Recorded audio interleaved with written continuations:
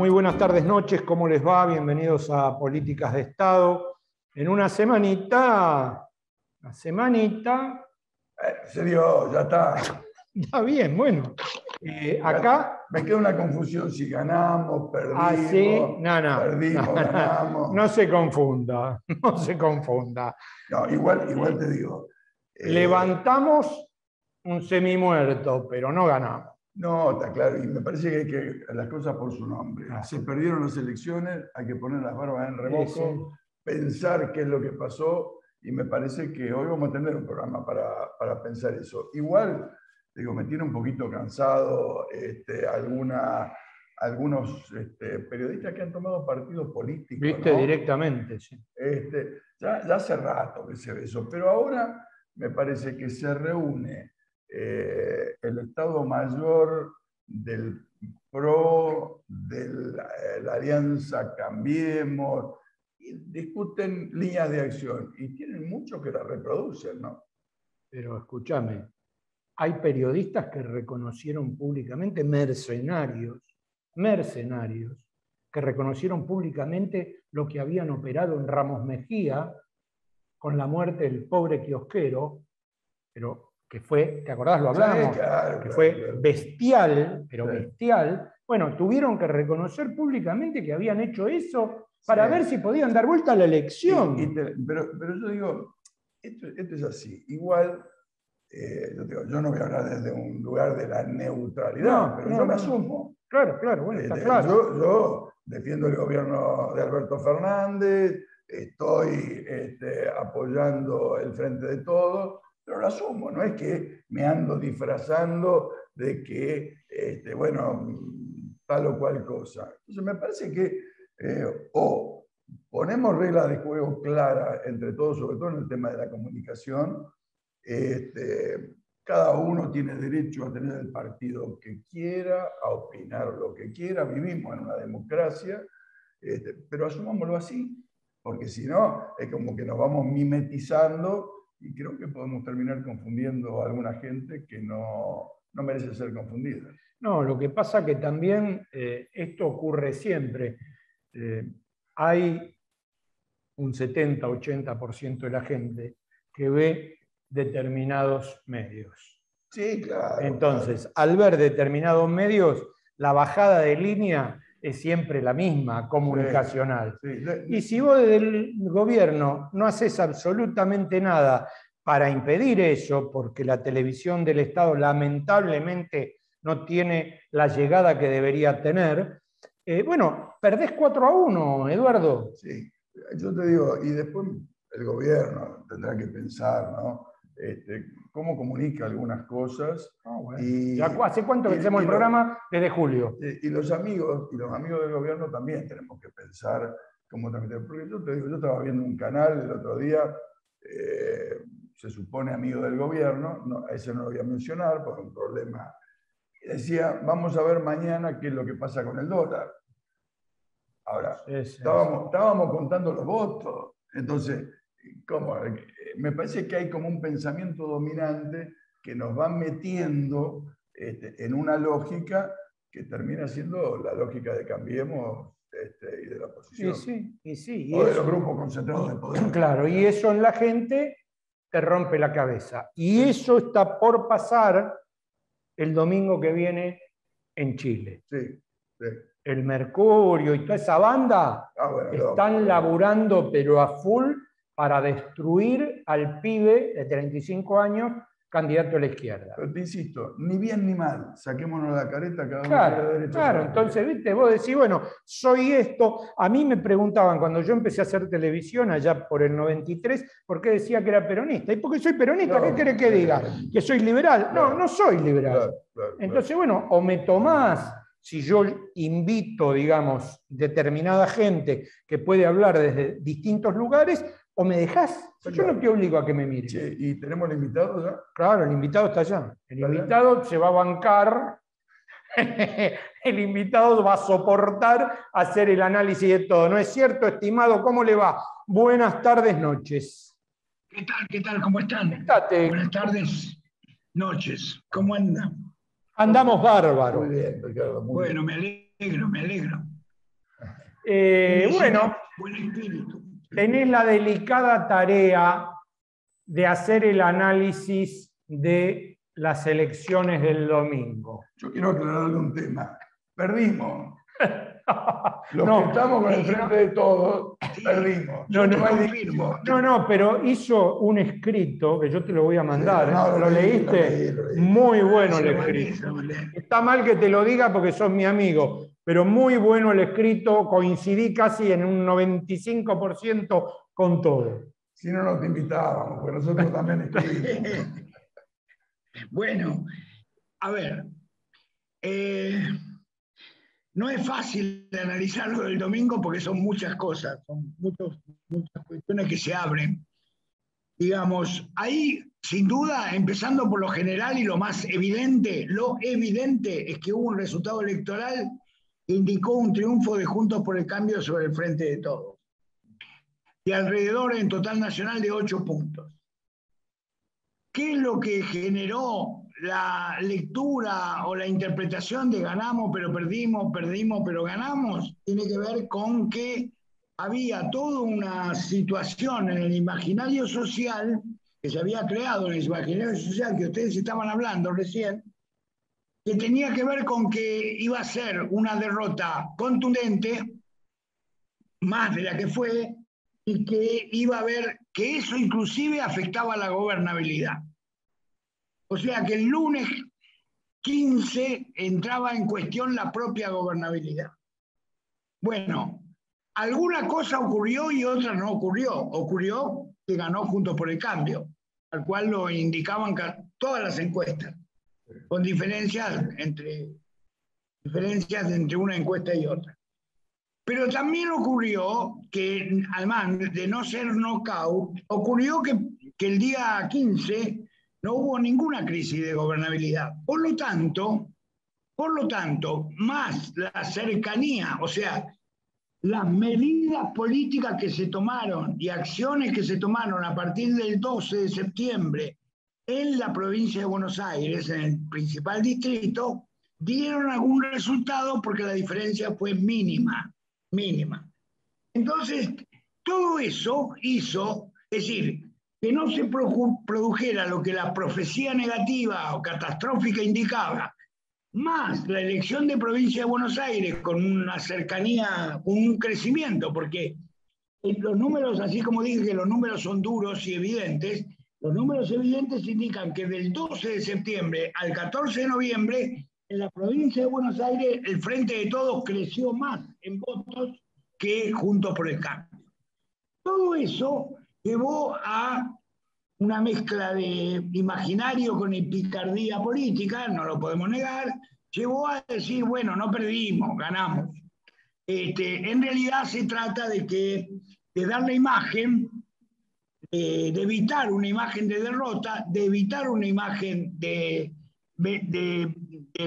vencido, estar vencido, y dar una imagen que fue parte del discurso del presidente ayer, una parte, hubo otra parte, una parte de los 15 minutos que habló el presidente ayer, en la cual el presidente ¿qué hizo? Autorreferencia, el presidente está acá, no hay ningún problema de gobernabilidad y tenemos fe y tenemos esperanza y vamos a hacer las cosas y empieza una segunda etapa, etcétera, etcétera. Ricardo, ¿te puedo hacer una pregunta ahí? Frente a la indignación de la oposición. Ernesto, ¿qué esperaba la oposición? Esperaba que uno, digamos, que el Frente de Todos dijera, bueno, perdimos, qué macana, perdimos, bueno, llamamos a los vencedores y los felicitamos. Bueno, el peronismo en general no se caracteriza por las conductas convencionales, no se caracteriza. Esa era la pregunta que te quería hacer, porque en realidad me parece que hay una diferencia en los sectores del peronismo, el movimiento popular más plebeyo, no se caracteriza por deprimirse, ir al psicólogo, recuperarse, ir a la batalla. Exacto. Hay una vocación de poder, hay vocación de gobierno, entonces siempre hay voluntad de pelea, de recuperarse. Y lo que yo estuve en el búnker ahí de la calle Corrientes, el domingo de la noche, el clima era estamos mejor de lo que pensábamos que íbamos a salir. Por lo tanto, estamos en pelea, seguimos peleando, vamos a construir mayoría, tenemos que hacer lo que no pudimos, lo que la pandemia no nos permitió hacer o la ineficiencia no nos permitió hacer. Sí. Yo no sé si Ariel quiere decir algo, si no sigo en el análisis. No, dale, seguí. Bueno, cuando uno analiza los números, los fríos números, es evidente la derrota del Frente de Todos, pero algunas cosas que llaman la atención y que permiten sacar alguna conclusión. Por ejemplo, el peronismo perdió, inclusive en algunas capitales provinciales entró tercero, perdió en 18 de las 23 capitales provinciales, perdió en 15 provincias. 15 provincias. Perdió el quórum propio en el Senado, como todos sabemos, aunque mantiene ser primera minoría en diputados. Diputados, la situación está equilibrada. Y en la provincia de Buenos Aires, el Senado provincial, la distribución de cargos, de acuerdo a los votos, permitió que ahora Kicillof tenga más oxígeno, esté más cómodo con el Senado que acaba de ser elegido en la provincia de Buenos Aires. Bien. La conclusión es que ha habido, quería decir esto, cuando menciono capitales provinciales, ¿qué quiero decir? Quiero decir que acá hay una derrota en algún lugar principal y en otro lado secundario, y ese lugar principal es la clase media. Clarito, clarito. La clase media se concentra en las capitales. Clarito. Acá ha habido una derrota principal, o sea, ha habido un abandono principal del voto a Frente de Todos desde clase media.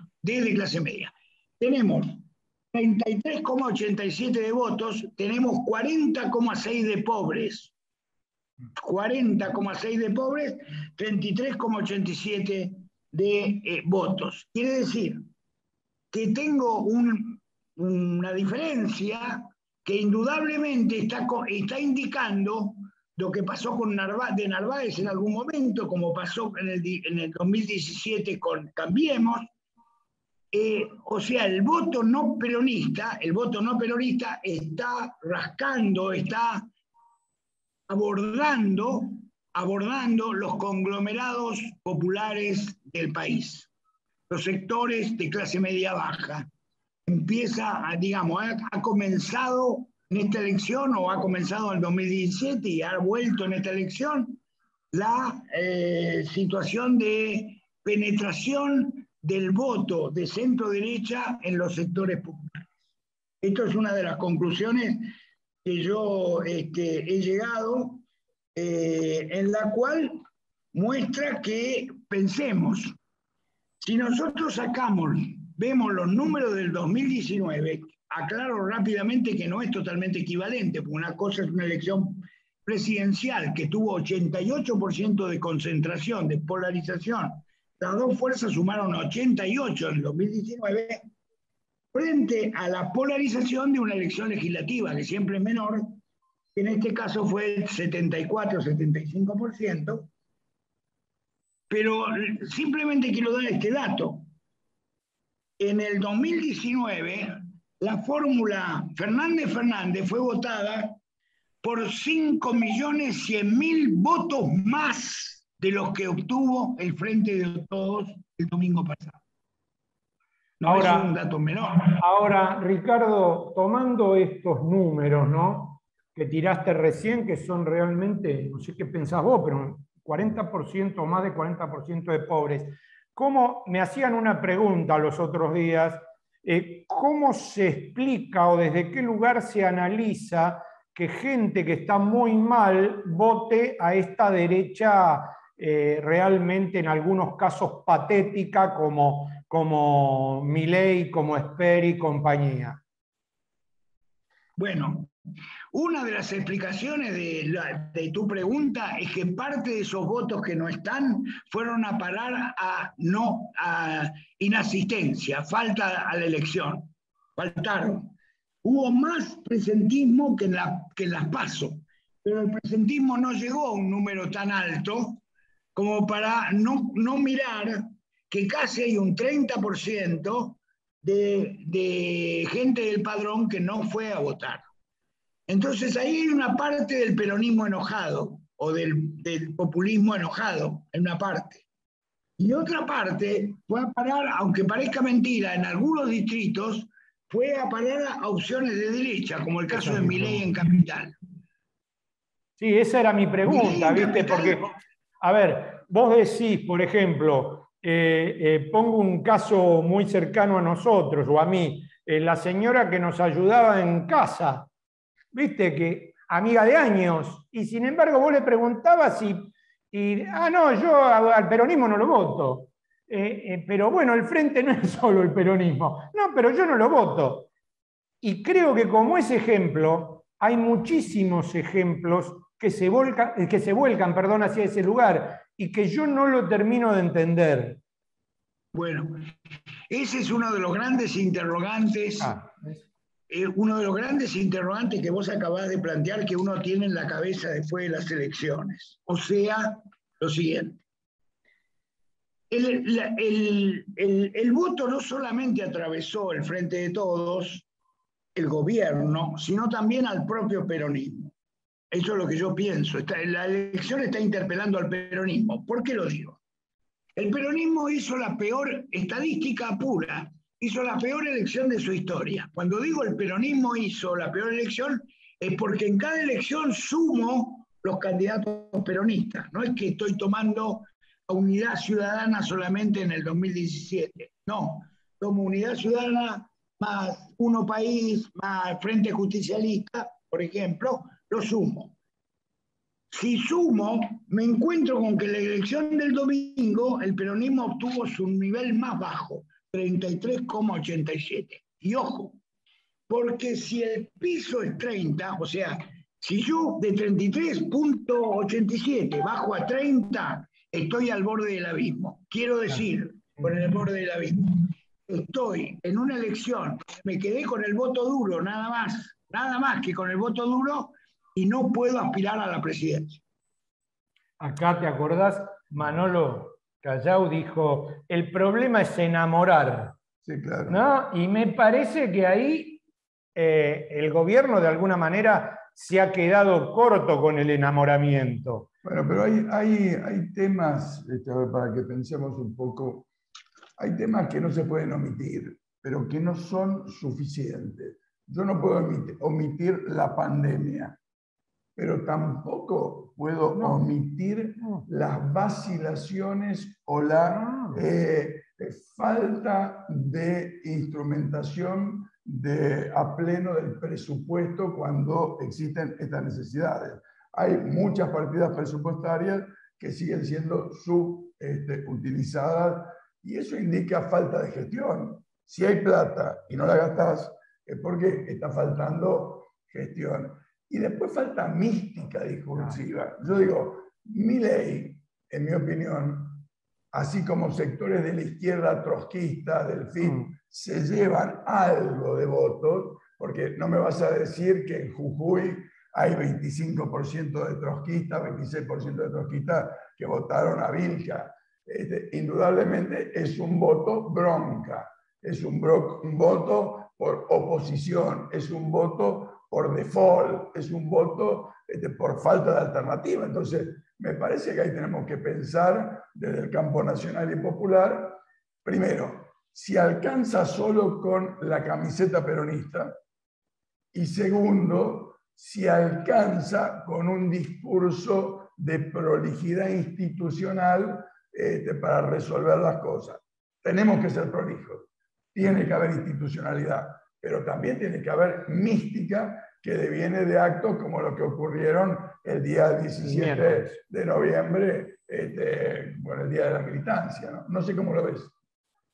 Sí, yo de acuerdo con vos. Simplemente, Eduardo, yendo un poco más a fondo, rascando un poco más el tarro que vos abriste, yo diría, bueno, el problema, ¿sabés cuál es también? es discutir a qué llamamos cada una de las cosas que vos llamaste, porque hay diferencia de criterio dentro del frente. Sí, claro. O sea, hay diferencia de criterio. O sea, ahora nos vamos a sentar con el Fondo Monetario Internacional. Es una mesa, una negociación muy compleja. ¿Por qué? Yo lo digo en el artículo. Va a haber ajuste, pero claro que va a haber ajuste. ¿Qué duda cabe? El presidente puede decir que no va a haber ajuste, bueno, yo lo puedo comprender, pero ninguno de nosotros tiene esa tamaña responsabilidad. ¿Pero va a haber ajuste? Sí va a haber ajuste. Si vos me preguntás dónde va a haber ajuste, no sé. Yo te diría, empezaron por los jubilados, porque los jubilados están corriendo atrás de la inflación, está claro. Ahora, si va a haber otro ajuste, seguramente sí, pero no sé dónde. Ahora, hay que sentarse y firmar, hay que sentarse y discutir, y yo creo que el frente es un frente, el frente de todos, que es un frente muy eficaz en lo electoral, ha sido eficaz en lo electoral, ahora no, no es lo mismo en lo electoral que gobernar.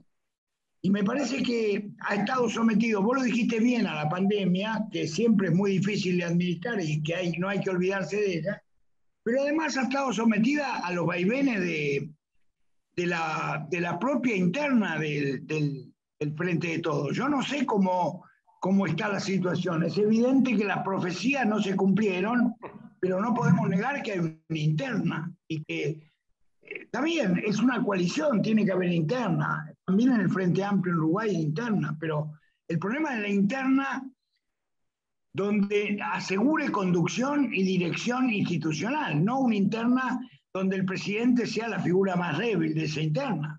Bueno, pero eso me parece que hace mucho también a qué institucionalidad tenga la política, no solamente el país, cómo se ordena ese tipo de cuestiones y el liderazgo que el presidente del Partido Justicialista, el partido más importante de Argentina, el partido más importante del Frente de Todos, va a ejercer sobre el resto.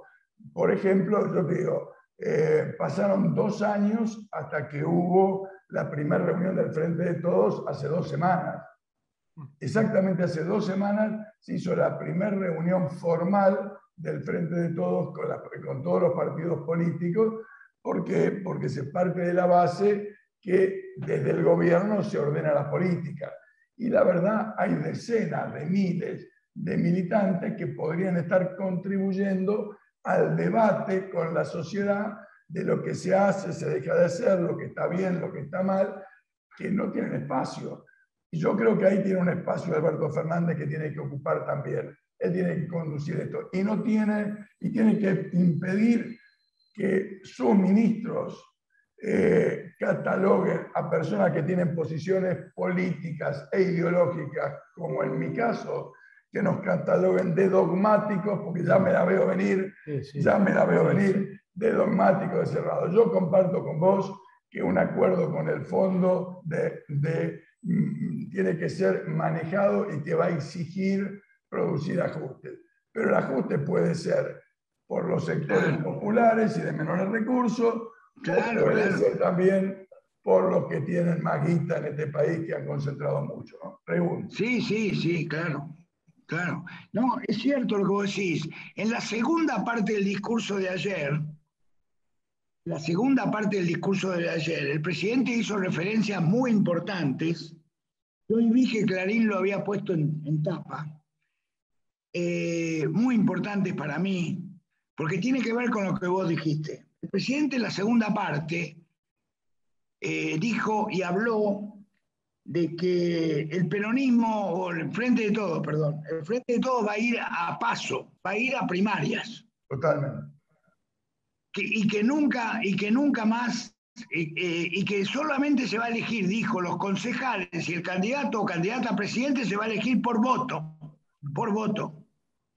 Y lo cual me llevó, en el artículo que ustedes tienen, que yo escribí, no, confieso que no fue después de haber escuchado a Alberto, al presidente, sino es antes. Yo tengo afiliado al PJ desde la reafiliación, después que vino la democracia, hubo que reafiliarse desde el 83 a la fecha.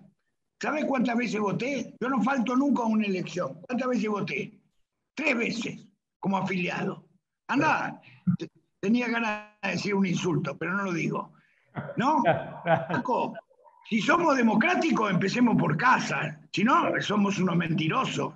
Claro. ¿Qué democracia? Si los candidatos son elegidos a dedo. Cuando en Capital compitieron Vudú, compitieron no llegaron a competir. Vudú, Filmus y Tomada, los 3 candidatos a jefe de gobierno por el Frente para la Victoria. Bueno, ¿quién lo eligió? ¿Quién eligió a Filmus con encuesta en la mano? Lo eligió Cristina. No, yo quiero votar. Yo quiero votar. Yo soy afiliado, tengo derecho a votar. Tengo derecho a decir si es Filmus, si es Vudú, que el que sea. No, perdón que me caliente, pero la verdad es hora de que el peronismo se democratice. Es hora que el Frente de Todos se democratice. Es hora que se democratice. Pero Ricardo, bueno, yo también voté 3 veces, así que estamos empatados en esa, pero lo que dice Eduardo es cierto, es muy factible que la gente que tenga otra postura sea etiquetada desde el mismo poder y puesto en un lugar de dogmatismo falso, pero que convenga a determinados sectores que te van a sacar del juego. Sí, por supuesto. Yo lo dije, Ariel, y creo que está escrito. Yo lo que veo en el Frente de Todos es una contradicción entre los posibilistas, le llamo, y los ideólogos. Lo que ustedes llamaron dogmatismo. O sea, yo veo una contradicción ahí. A mí me parece que es muy bueno tener ideología, que tener principios y tener valores. Ahora, el posibilista también hay que escucharlo, porque el posibilista te dice, mirá, por este camino se puede, por este camino no se puede. Estoy de acuerdo. El Frente de Todos está lleno de palabras, Hay que definir cosas más concretas. O sea, y caminos concretos, Es decir, me parece a mí, ¿no? Perdón, porque me agarro el entusiasmo, discúlpeme. No, vuelvo al tema de las PASO, una advertencia y aclaración. Hay que democratizar en todos sentidos, porque si a mí me conviene más por las medidas restrictivas, por el piso del 25%, por el sistema no utilizado del sentido de ir por afuera, voy a terminar, en vez de democratizar, dinamitando el espacio. Entonces, tiene que ser democrático, tiene que haber sistema de representación proporcional, tiene que haber un piso razonable para que todos vayamos a la disputa, todos los que quieran. Y el resultado ordene y estemos todos comprometidos para poder respaldar eso. Se nos va terminando el tiempo. A ver tu última reflexión, dale. Por supuesto. Perdón, no escuché lo último. No, que se nos está terminando el tiempo y tenemos que pasar después a hablar de lo otro que te queríamos preguntar, que era todo el tema internacional, etcétera. Pero de todas maneras, bueno, te damos las gracias por este primer approach y bueno, y la seguimos. Vamos a una pausa y seguimos con el programa. Acompaña a Política de Estado Puerto La Plata, un importante nodo logístico para los sistemas productivos de la región. Un puerto en continuo desarrollo. Puerto La Plata, el puerto del futuro.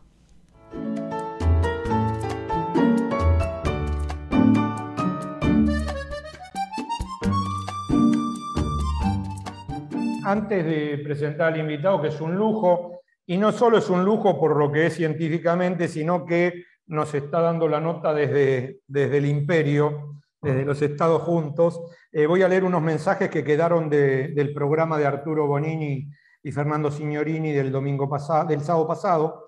Eduardo Espina, desde Lomas de Zamora, dice, es bastante largo el mensaje: el Fondo Monetario Internacional se encarga de estabilizar el sistema monetario internacional y actúa como autoridad supervisora de dicho sistema, haciendo seguimientos de la economía mundial y en especial a sus 189 países miembros. o sea, que se encarga de que cada billete de cada país tenga el valor que corresponde a la divisa de transacción internacional para comercio, el dólar.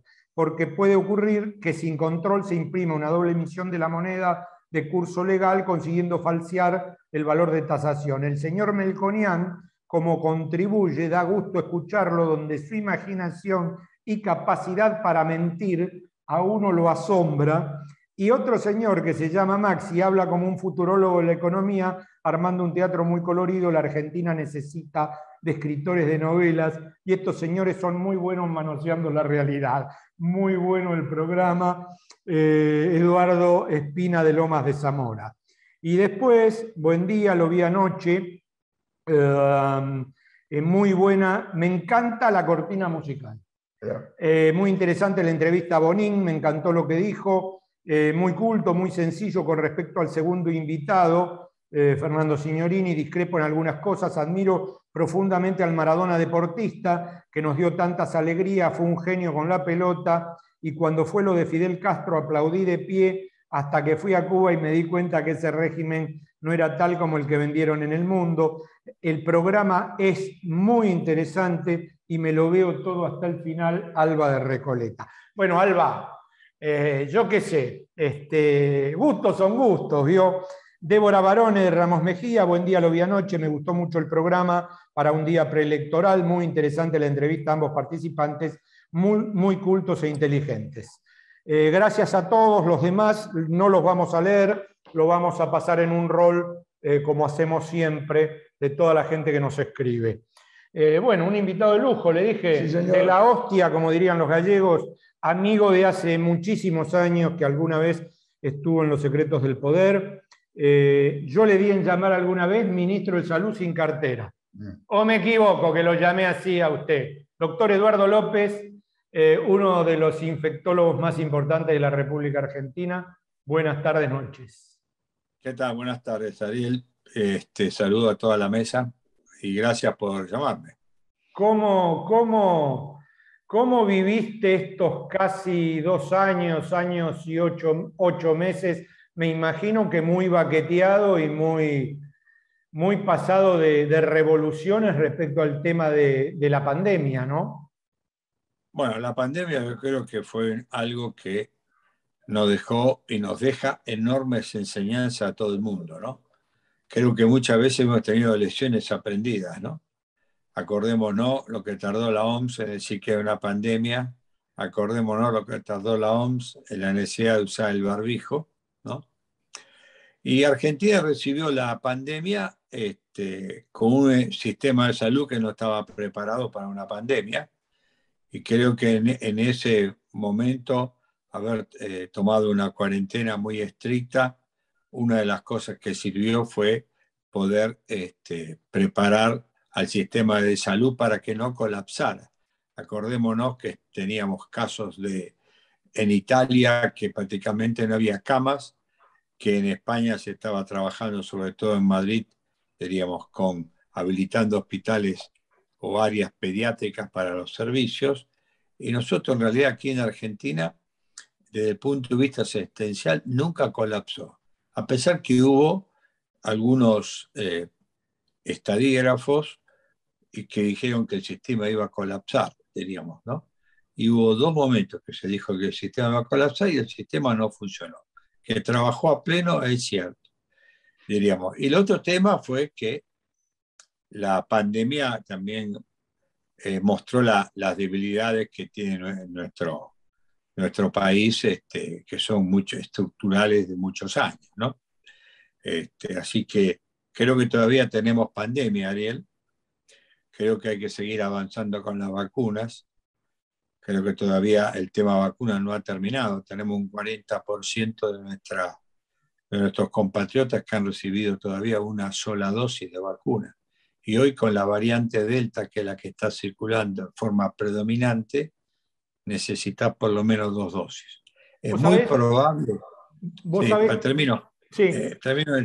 Y es muy probable que la necesidad mínima para manejarnos va a ser 3 dosis.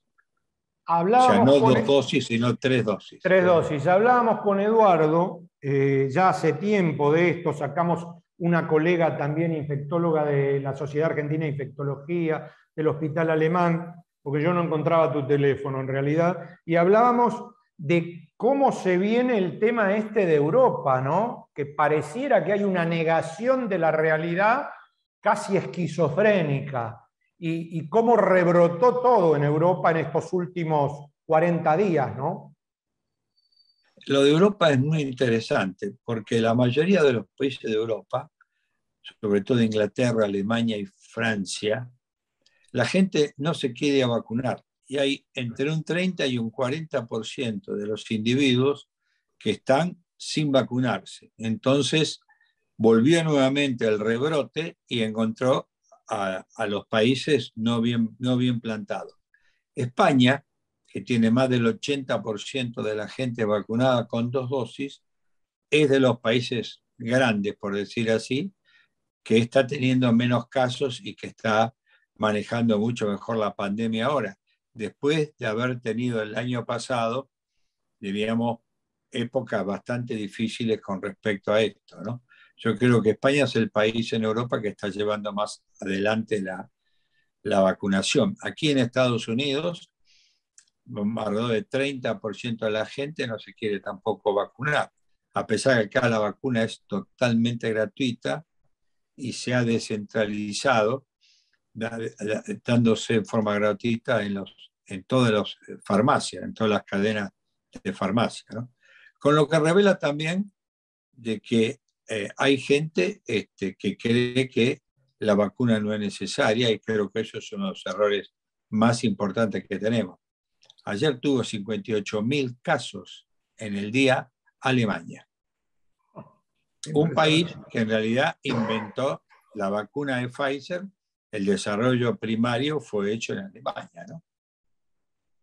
Eduardo, Sí. yo noto que en la Argentina como que estamos entrando en cierto relajamiento. Sabemos que la pandemia sigue, pero como venimos relajando las medidas, lógicamente, porque no se puede vivir siempre en encierro, en aislamiento, pero bueno, el uso del barbijo, el cuidarse, sobre todo cuando uno anda en ámbitos está en ámbitos cerrados, me parece que es un tema que hay que alertar por esta experiencia que se está viviendo particularmente en Europa, que es peligrosa, ¿no? Es muy atinente el comentario. Yo creo que el tema del barbijo en ambientes cerrados debe seguir usándose. A mí me parece que es fundamental. Baja entre un 50 y un 60% el riesgo de contagio.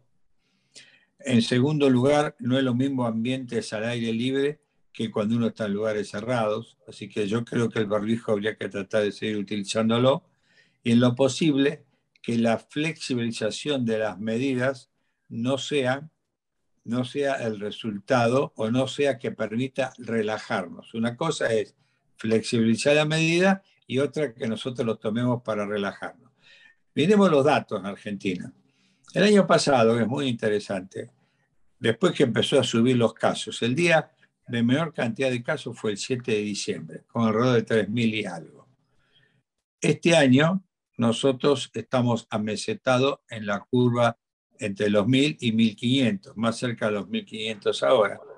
Pero tuvimos, el día más grande fue con 41.000 casos, lo que revela claramente que el relajamiento que ocurrió en diciembre, enero, en febrero, acordémonos, la hipoteca la pagamos en marzo para adelante, ¿no? Y eso es lo que hay que evitar para no tener el modelo que tenemos en Europa. Yo creo más todavía, yo creo que hay que apurar el ritmo de vacunación. Si uno lo mira, el ritmo de vacunación ha disminuido comparado con el mes de agosto o con el mes de septiembre, ¿no? Y por otro lado, estamos teniendo brotes en escuelas secundarias, digamos, vinculados a los adolescentes que todavía no han completado su segunda dosis, ¿no?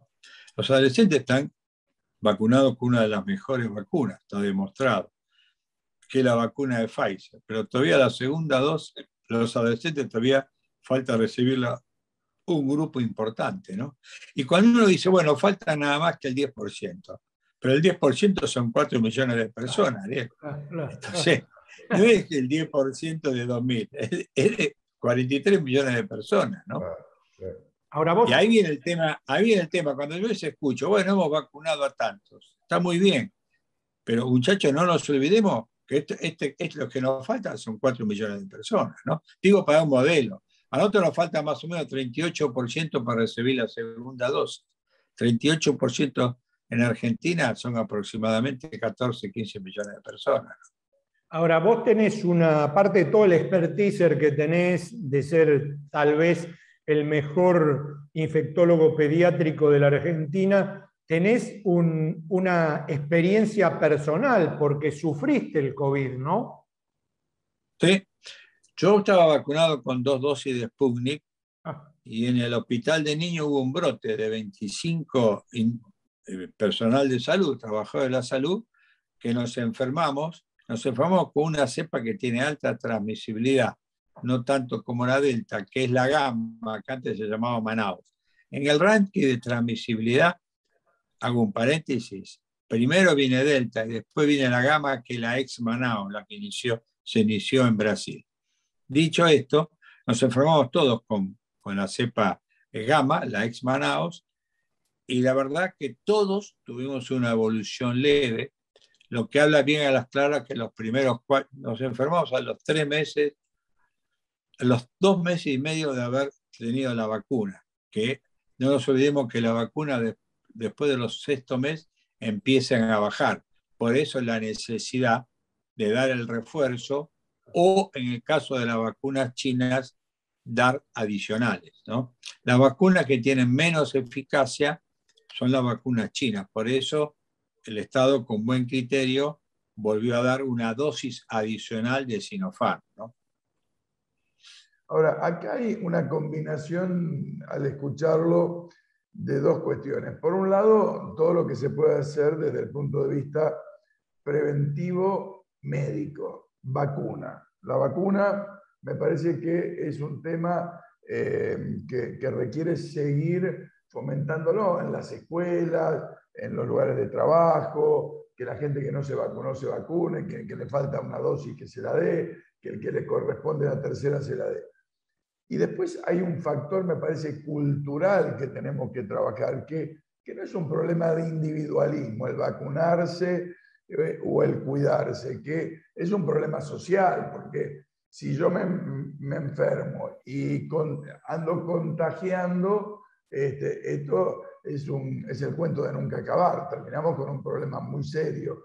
Se está encarando desde el gobierno, desde los gobiernos, estas 2 políticas con claridad. Yo la vacuna lo veo, aunque hay dificultades, pero me parece como que relajamos un poquito el tema del cuidado social, de la cuestión de la política, que tomemos conciencia de lo que hay que hacer. Yo creo que si algo en la pandemia no fue excelente, fue la comunicación social. Esto no lo digo yo, lo dijimos todo el grupo de expertos en una carta de octubre del año pasado, porque realmente uno no puede unificar el mensaje de la comunicación social, uno para todas las edades. No es lo mismo la sensación de impacto que tiene un adulto mayor de esta enfermedad que lo que tiene un adolescente, porque el adolescente, en la enorme mayoría de los casos, casi no hubo fallecimiento. Pero no olvidemos, Eduardo, que el 77% de nuestros fallecidos fueron individuos mayores de 60 años. Claro. Y sí que la comunicación social uno tiene que hacerla por grupos de edad, diríamos, inclusive por situaciones sociales diferentes. Ahora tenemos brotes en las escuelas privadas de muchos lugares, sobre todo del conurbano norte, ¿no? Diríamos, escuelas que hacen reuniones los adolescentes, entonces se contagian a los adolescentes y cada tanto está el riesgo de contagio a un adulto mayor, y el adulto mayor hace una evolución no fácil, ¿no? O sea, creo que en ese sentido me parece que la comunicación social tendría que seguir manteniéndose, que creo que es tu mensaje, me parece, ¿no? Sí. Que uno tiene que seguir manteniendo una comunicación social en todos los programas, ¿no? Yo a veces veo comunicación sobre esta enfermedad o sobre otra a las 2 de la mañana y yo me digo, ¿quién es la persona que lo va a escuchar, ¿no? Pero me parece que eso creo que hay que mantenerlo. Y lo otro que hay que, digamos, mantener en forma más intensa la vacuna. Ahora, la vacuna, que a veces no es una responsabilidad la colocación de la vacuna del gobierno central, del Ministerio de Salud, sino son las jurisdicciones. Y en ese aspecto hay jurisdicciones, cuando uno mira, que están más avanzadas que otras, diríamos. Entonces la responsabilidad, en ese sentido, es de vacunar es de las jurisdicciones, ¿no? Y el otro tema que es muy importante es poder llegar a la gente para que entienda que la pandemia se terminó.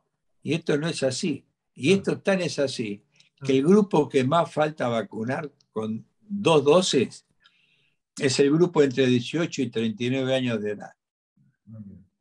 El adulto joven o el joven que cree que ya no es necesario vacunarse. Sí, que a mí no me va a tocar, ¿no? Que puede pasar en los adolescentes. Ya está superado. Sí. Eduardo, ¿y cómo viste la reacción en los chicos más chiquitos respecto al tema de la enfermedad y el tema de la vacunación? Bueno, acá este es un punto que es un punto muy importante. Esta es una vacuna voluntaria. Quiere decir que si uno lo va a dar a los chicos, los que tienen que estar de acuerdo y aceptar, aunque sea tácitamente, son los padres. El primer punto. Hoy por hoy, aunque no lo creas, en el mundo hay 2 únicas vacunas que algunos gobiernos han aprobado para su uso en pediatría. No mayores de 12 años, ahí va. Pero menores de 12 años, que son la de Pfizer, que se aprobó en Estados Unidos hace 2 semanas, de 5 a 11 años, y por otro lado, la vacuna de Sinopharm, que es la que se aprobó en China, diríamos, ¿no? Entonces, estas son las 2 vacunas. Argentina decidió vacunar con Sinopharm y, en general, yo creo que si un padre quiere llevarlo a vacunar, tiene que vacunarlo, porque no sea cosa que por ahí el chico se enferme y se enferme en forma grave y uno tiene que estar teniendo los padres una responsabilidad sobre esto. Y si tiene dudas, que hay que consultar con los pediatras, que es quien mejor conoce a los chicos. Ahora, en un concepto de vacunación universal, teniendo en cuenta que esta enfermedad enferma a partir de los 2 años con distinto grado de intensidad de 2 a todo el mundo, es lógico que el concepto de vacunar en chicos esté presente. Después uno puede discutir si es la mejor vacuna Sinopharm o si es la mejor vacuna Pfizer. Fíjate vos, Ariel, en Estados Unidos todavía no terminó Moderna su estudio en chicos con su vacuna para poder ser aprobada. AstraZeneca no tiene estudios hechos, Sputnik no tiene estudios hechos, ¿no? O sea, en general los 2 únicos son esos 2. Y hay otro tema que es también importante en este sentido, es que los chicos contagian. Esto es un tema. Y los chicos se contagian.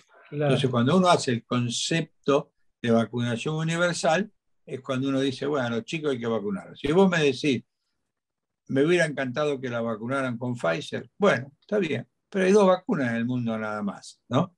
Y además, con la vacuna de Pfizer, los países centrales tienen prioridad, ¿no? Acabo de hablar con un periodista de que vive en Francia y me dice que prácticamente en Europa la vacuna que se usa es Pfizer. Entonces, y esto yo no hago juicio de valor, es una excelente vacuna. Lo que yo digo es, va a haber menos Pfizer para otros países, no sé si está claro. Claro, sí. Obviamente, si la usan allá, acá va a llegar al final, ¿no? Claro. Por ejemplo, lo que hizo Uruguay, ahí es bueno tenerlo en cuenta. Uruguay vacunó con la vacuna que los datos publicados tenían menor eficacia, que es la CoronaVac o Sinovac. ¿Está bien? Que es la que vacunó también Chile y la que vacunó también Brasil en la primera etapa. Esa vacuna tiene 52% de eficacia para todas las formas de COVID y alrededor de un 90% para el COVID grave. Lo que hizo Uruguay fue la tercera dosis a todo el país, después que pasaron 5 meses de la segunda dosis, ¿no? Vacunaron con Pfizer. Porque las vacunas de mRNA mensajero, cuando vos las das como refuerzo, Ariel, aparentemente provoca cantidad de anticuerpos más altos, mayor cantidad de anticuerpos, que cuando usás 2 veces AstraZeneca y AstraZeneca, por ejemplo, ¿no?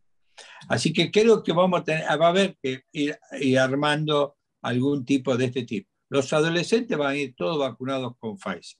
Y hay un grupo de adultos, que también es bueno, que se vacunaron con Sputnik 1, ¿no? El primer componente, y se les dio Moderna, que es igual que si le diera Pfizer, ¿no?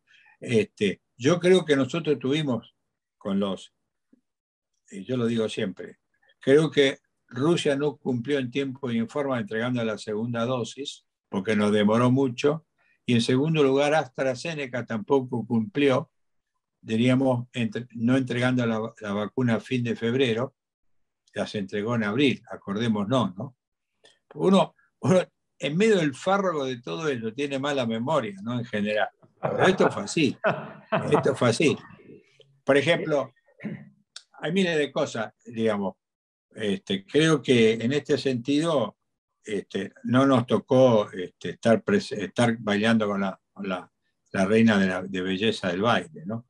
O sea, date cuenta que vino el primer componente y para llegar al segundo componente para la gente se tardó entre 90, 100 y 120 días, ¿no? Con la vacuna del segundo componente de Sputnik.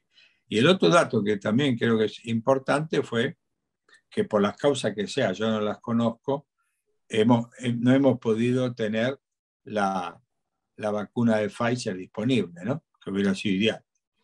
Eduardo, muchísimas gracias por esta charla. Obviamente te vamos a tener en carpeta para lo que viene y bueno, y lo mejor para lo que reste de asesoramiento al presidente y a la ministra, y etcétera, etcétera, etcétera. Muchísimas gracias por esta charla saliendo desde Estados Unidos. La verdad que muy bueno. Muchas gracias, Ariel, por haberme invitado y a la mesa, así que a sus órdenes, ¿eh? Gracias, muy amable. Que tengas un buen día. Bueno. Un lindo programa. No, pero ¿Y este tema? nos tenemos que ir. Sí. Nos tenemos que ir. Canal 7 somos y 517 Flow para todo el país.